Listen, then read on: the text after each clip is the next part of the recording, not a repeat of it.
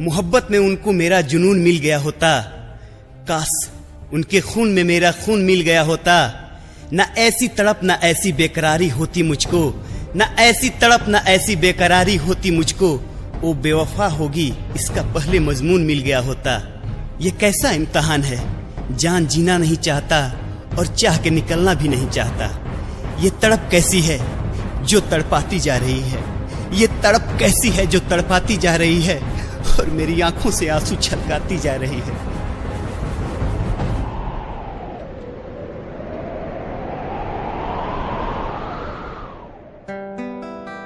घरवा में तेरा लागे नैया तो हर सतावे, सेजिया बानी सूतल बहिया तो हर बोलावे।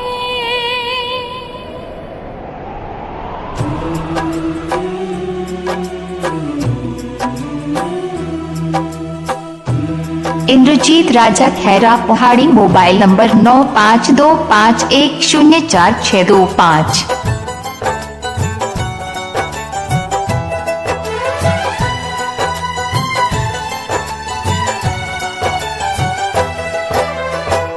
केकरा से कहीं दिल के बतिया हो, सुखवा सवतिया हो गए। केकरा से कहीं दिल के बतिया हो, सुखवा सवतिया हो गए।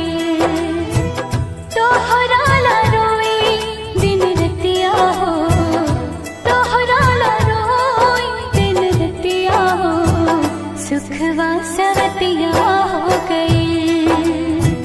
केकरा से कहीं दिल के बतिया हो, सुखवा सवतिया हो गए।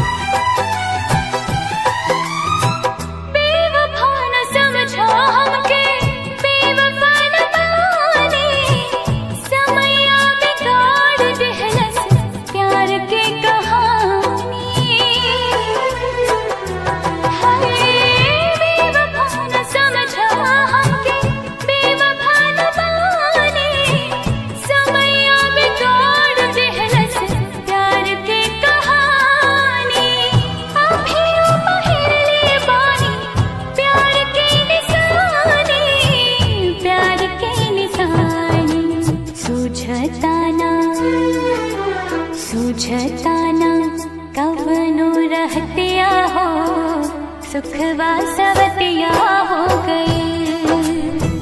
केकरा से कहीं दिल के बतिया हो, सुखवा सवतिया हो गए। इंद्रजीत राजा खैरा पहाड़ी। Mobile number 9525104625।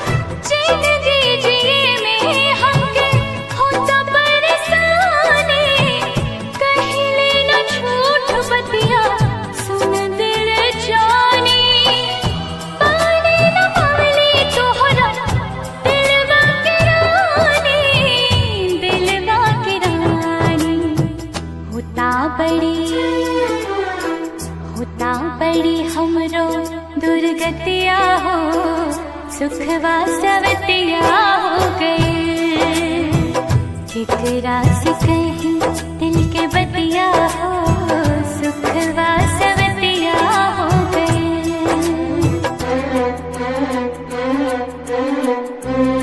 इंद्रजीत राजा खैरा पहाड़ी मोबाइल नंबर 9525104625।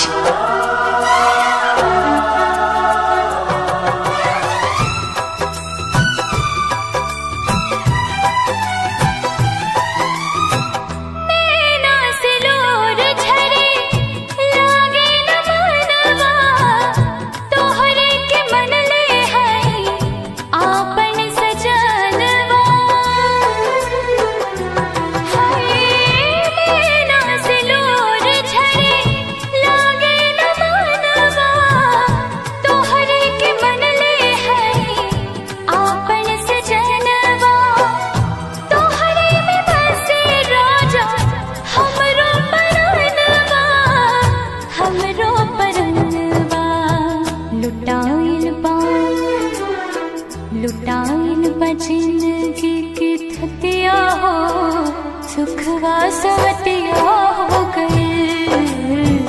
केकरा से कहीं दिल के बतिया हो सुखवा सवतिया हो गए।